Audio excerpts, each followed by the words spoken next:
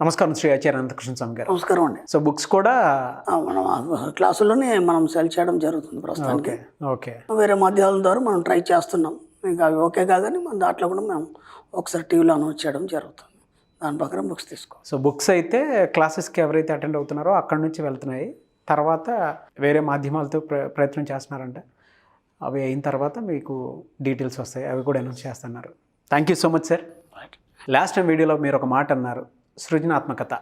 So ఆ విధంగా మన ఆలోచనలు కనుకుంటే ఖచ్చితంగా లైఫ్లో సక్సెస్ అవుతాము అండ్ సుస్థిరంగా కూడా ఉంటుందని చెప్పేసి అన్నారు. అండ్ దానికి బెస్ట్ ఎగ్జాంపుల్స్ కూడా ఆ వీడియోలో మీరు ఇవ్వడం జరిగింది. సో ఆ విధంగా మోటివ్ చేశారు. ఈ వీడియోలో మంత్ర వీడియోలో ఏం చెప్తున్నారు? అక్కడ సృజనాత్మకత అంటే మీకు కావాల్సిన పిక్చర్ని మీరు పర్ఫెక్ట్గా చూడగలగాలి. దాంట్లో ప్రతి దాంట్లో ఒక కళను చూడగలగాలి, ఒక జీవాన్ని చూడగలగాలి. నేను చెప్పేది అది. అక్కడ డబ్బు సంపాదించుకొని రావాలంటే చాలా దగ్గర మనం ఏం చేస్తున్నామంటే మనకు మనం నర్వస్గా ఫీల్ అవుతున్నాం. అంటే మీకు ఎన్నో అవకాశాలు వచ్చాయి ఇప్పటివరకు, కానీ వాటిని అందిపుచ్చుకోవడానికి మీ యొక్క ధైర్యం సరిపోలేదు. ఫస్ట్ మన సబ్జెక్ట్లో ఫస్ట్ నేను ఎన్నోసార్లు చెప్పాను, ఈ సబ్జెక్ట్ అంతా కంప్లీట్ డిఫరెంట్. ఇప్పటి వరకు మనం ఒక రామాయణం విన్నాం, ఒక మహాభారతం విన్నాం, ఇట్లాంటి ఇతిహాసాలు పురాణాలు ఎన్నో విన్నాం. ఒక రాముడి గురించి చెప్తే మనకి ఈజీగా అర్థమైపోద్ది.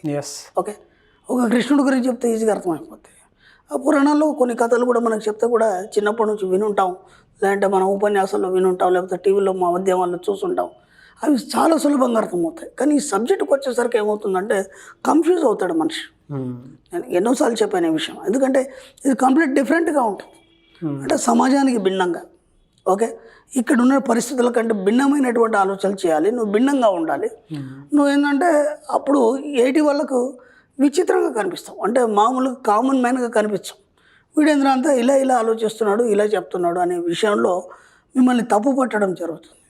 ఇప్పుడు ఏమవుతుంది, మీరు సమాజంతో కలిసి ఉన్నారు, కానీ అక్కడ వాళ్ళు మిమ్మల్ని వ్యతిరేకంగా చూస్తున్నారు. ఇప్పుడు మీరు వాళ్ళతోని కలవరేలు, అలాగని భిన్నంగా ఉండాలి.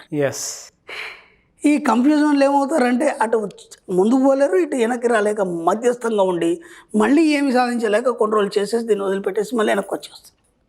అది చేయకండి ఎక్కడ కూడా. నేను ఎన్నోసార్లు చెప్పాను, నా క్లాస్కి వస్తే దాన్ని పట్టుకునే ప్రయత్నం చేయండి. పట్టుకున్నారా వదలకండి, ఖచ్చితంగా సక్సెస్ అవుతారు. ఎందుకంటే ఈ సబ్జెక్ట్లో సక్సెస్ తప్ప ఇంకేం లేదు. కానీ ముందు ఈ సబ్జెక్ట్ని పట్టుకునే గట్స్ కావాలి. అది పట్టుకున్నప్పుడు మాత్రమే అవుతుంది. ఎప్పుడు మీకు ఒక గొప్ప అవకాశం వచ్చింది, మనకు కొన్ని సెంటిమెంట్లు ఉంటాయి. ఇప్పుడు ఒక వ్యక్తి ఉన్నాడు, ఢిల్లీలో ఒక పెద్ద జాబ్ వచ్చింది, ఓకే, అతనికి అమ్మ నాన్న మీద ఎక్కువ ప్రేమ. అవును, ఓకేనా. ఇప్పుడు నేను ఢిల్లీ పోతే మా అమ్మ నాన్న ఉండలేరు నన్ను చూడకుండా అనే ఒక సెంటిమెంట్తోని అంత గొప్ప జాబ్ను వదులుకుంటాడు. మరి ఇప్పుడు ఇది ఇంపార్టెంటా? ఇది ఇంపార్టెంటే కదా, తల్లిదండ్రులు అనేది ఇంపార్టెంటే కదా. అలాగని ఇప్పుడు దీన్ని పక్కన వదులుకుంటే అంత గొప్ప అవకాశం మళ్ళీ వస్తుందో రాదో తెలియదు. ఇప్పుడు ఆ అవకాశాన్ని చేయించుకోవడం వల్ల అంతకు మించిన అవకాశాలు రావడం అనేది మొదలవుతుంది. ఇప్పుడు అతడు ఎలా ఆలోచిస్తాడు, ఇప్పుడు వెళ్ళాలా వద్దా? వీళ్ళ కోసం ఆగిపోతే క్యారియర్ పాడవుతుంది, ఓకే. పోనీ దానికోసం పోతే వీళ్ళ పరిస్థితి ఏంది?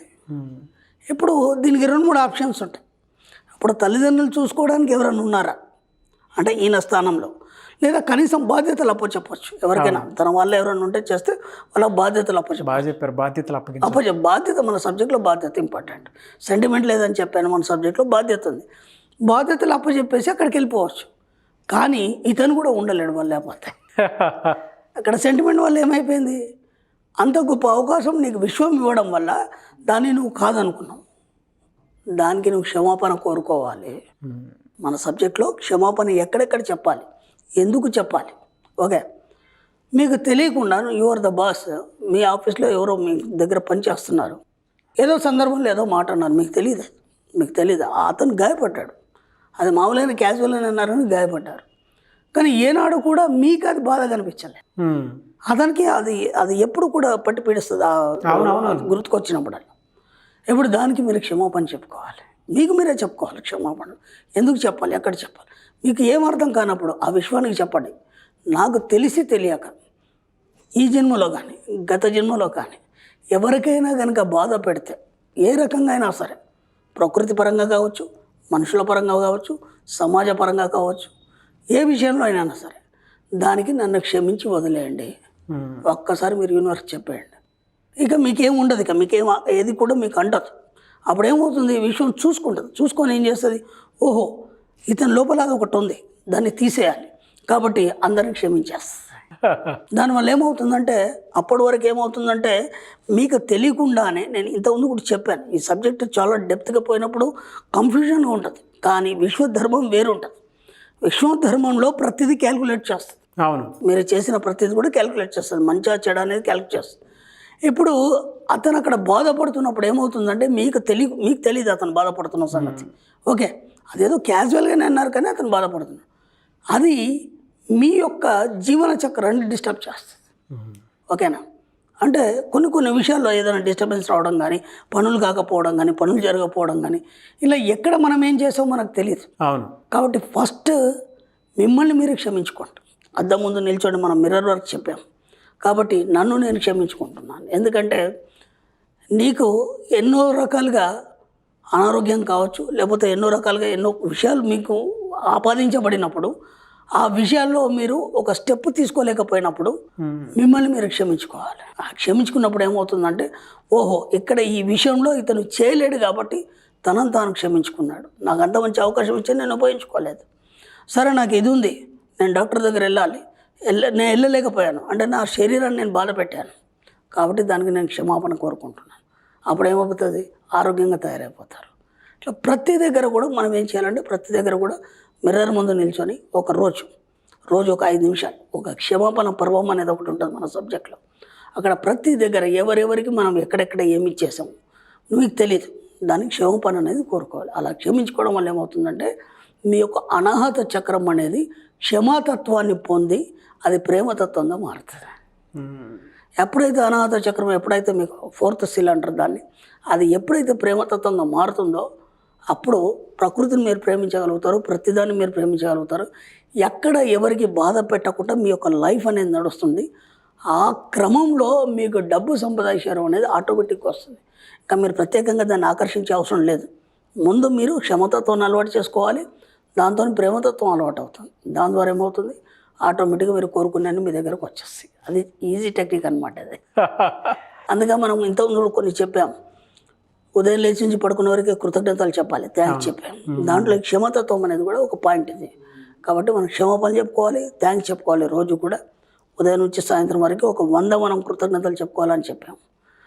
రీసెంట్లీ మా గ్రూప్లో, మనీ మంత్ర గ్రూప్లో కూడా నిజంగా కూడా ఆ అబ్బాయి ఎవరో పెట్టారు, 100 థ్యాంక్స్ చెప్పాడు. ఆయన అంటే 100 కృతజ్ఞతలు చెప్పాడు ఉదయం లేచి నుంచి రాత్రి వరకు. అంటే దేని చెప్పుకోవాలి, కన్ఫ్యూజ్ అవుతారు కదా అందరూ. అవునవును. ఎంతో స్థిరంగా కూర్చుండి ఎంత ఓపికగా రాశాడు ఆ అబ్బాయికి హ్యాట్సాప్ చెప్తున్నాను నేను నిజంగా కూడా. అంటే నేను ఎన్నోసార్లు చెప్పాను, నేను నిరంతర విద్యార్థిని అని. మనం చెప్పడం మట్టుకే చేస్తాం, దాన్ని ఆచరించేవాడు వేరు. మనం అన్నీ ఆచరించలేము, ఎందుకంటే మనం ఉన్న బిజీ షెడ్యూల్లో మనం అన్నీ ఆచరించలేము. అవునవును. ఆ అబ్బాయి ఎంతో స్థిరంగా కూర్చొని 100 కృతజ్ఞతలు రాయగలిగాడంటే ఒక కనీసం 2 గంటలు టైం పట్టుద్ది దానికి దేనికి కృతజ్ఞతలు చెప్పాలని. అది ఎంత ఈజీ అయిపోయిందంటే జస్ట్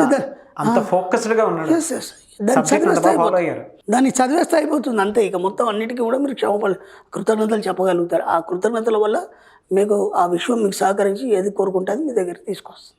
అదే క్షమాపణలు, కృతజ్ఞతలు మ్యాక్సిమం మన సబ్జెక్ట్లో ఎక్కడ వీలైతే అక్కడ చెప్పడం అనేది మొదలు పెట్టండి. ఆ స్టూడెంట్ ఎవరైతే ఉన్నారో వాళ్ళకి నేను మాత్రం స్పెషల్గా చాలా థ్యాంక్స్ అండి. నేను కూడా చెప్తాను, నేను చాలా ఫుల్లీ సాటిస్ఫైడ్ అయిపోయా. నేను పర్టికులర్గా అన్నీ చదివాను, మొత్తం కంప్లీట్గా చదివాను. ఎందుకంటే ఇంకా ఎక్కడేమన్నా మిస్ అయ్యాను, అన్ని పర్ఫెక్ట్గా ఉదయం లేచి సాయంత్రం వరకు 100 కృతజ్ఞతలు. అవి ఏంటి అనేది మంచిగా శుభ్రంగా రాశాడు. గ్రేట్. అతని ఓపికకి, అతని ఆలోచనకి హ్యాట్స్ ఆఫ్. చాలా బాగా చెప్పారు. Thank you so much Shri Acharya Anantakrishna Swami గారు. థ్యాంక్ యూ అండి.